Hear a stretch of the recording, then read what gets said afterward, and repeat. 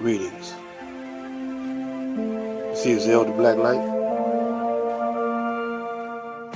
Your motivator. Department of Defense. This memo is being submitted in lieu of a full report from the Joint Chiefs of Staff. That report is now in preparation. There will be many cities where the minority will be able to put into the street a superior number of people with a desperate and dangerous will. He will be a formidable enemy, for he is bound to the continent by heritage and knows that political asylum will not be available to him in other countries. The greatest concentration of the minority is in the deep south and eastern seaboard, the Great Lakes region, and the West Coast. While the national population exceeds that of the minority by more than 10 times, we must realistically take into account the following. 1. An estimated 40 to 50% of the white population will not, for various reasons, engage the minority during an emergency. 2. American armed forces are spread around the world. A breakout of war abroad means fewer troops at home to handle the emergency. 3.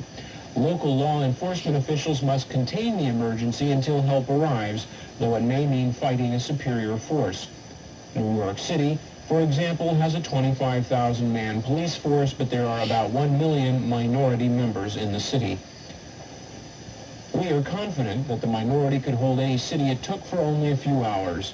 The lack of weapons, facilities, logistics, all put the minority at a final disadvantage. Since the Korean War, this department has shifted minority members of the armed forces to areas where combat is most likely to occur, with the aim of eliminating, through combat, as many combat-trained minority servicemen as possible. Today, the ratio of minority member combat deaths in Vietnam, where they are serving as, quote, advisors, unquote, is twice as high as the minority population ratio to the rest of America. Below is the timetable for King Alfred as tentatively suggested by the JCS, Joint Chiefs of Staff, who recommend that the operation be made over a period of 8 hours. 1. Local police and minority leaders in action to head off the emergency. 2. Countdown to 8 hours begins at the moment the President determines the emergency to be A. National, B. Coordinated, C. Of long duration. 8th hour. 3. County police join local police in the 7th hour. In the 6th hour, state police join county and local forces. The 5th, federal marshals join state, county, and local forces. 4th, National Guards federalized, held in readiness. Regular armed forces alerted, take up positions. Minority troops divided and detained along with all white sympathizers under guard. 8. That's in the 3rd hour, excuse me. In the second hour, all minority leaders, national and local, detained. President addresses minority on radio, television, gives it 1 hour to end the emergency, the 1st, and then 0 hour, all units under regional commands into the emergency. Now you see now, when Donald Trump declared a national emergency a couple of months ago, everybody was up in arms, you know? Or at least they started being on alert. Now you see an increasing number of police checkpoints, and they are stopping black men on bikes, shaking them down, stopping black men walking, stopping black men driving as usual. But what's new about it is stopping black men while walking and on bikes. They let you know that we're on some type of martial law. And brothers talking about, well, you know my rights. I know my rights. And what you stopping me for? And the dude said, basically telling you ain't no reason, you just do what I tell you, or I will, rough handle you, take you to jail, or it might blow your brains out if if you give me an excuse. All you got to do is holler, gun. It could be a phone. It could be your ass was itching at that time and you started scratching and you get shot. It ain't funny, but what's funny about it to me is about you got all this clowning on YouTube and brothers is getting murdered and ain't too much brothers and sisters really getting murdered because they jacking up sisters now and babies, beating up babies, locking them up, you know, and all this clowning you see. And most of these guys are gatekeepers, you know, and they're there to get your mind off of the real issue. This is war.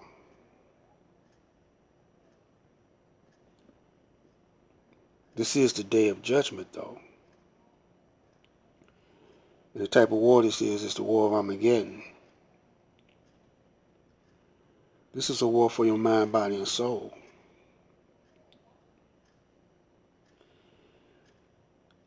You know, they got brothers knee deep in the prison facilities. They got half of brothers on the government payroll, snitches, agents, provocateurs, all on YouTube, trying to deter you, especially you young cats. You know, got y'all not listening to the elders. I'm one of the elders. I see other brothers, a couple of other brothers that's, you know, trying to show you some brothers some direction. But we all got to realize that we've been in war for a long time. Voting ain't gonna get you out of this. Only thing you can do is be in unity, man. And just think, for example, if all the NFL sports figures, they could shut their whole football league down. They could shut the basketball league down, the baseball league down. Just refuse to play. They got millions of dollars. Now, if all of them was to pull their resources together, they could buy up the United States. And what about Hollywood? Well, look, in all the entertainment world, let me tell you this. The brothers is living good. But I'm going to tell you what the enemy stronghold is in the United States. Hollywood, LA, New York, Chicago,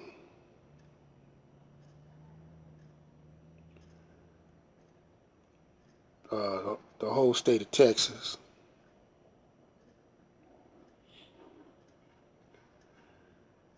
Detroit. They got a little grip, more grip now than they did when Mayor Young was mayor. But as far as New York, it's headquarters. LA, Las Vegas.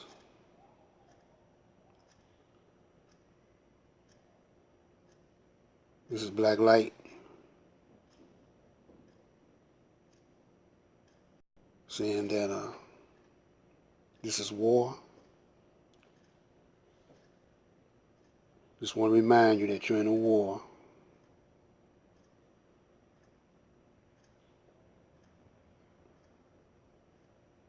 Black light.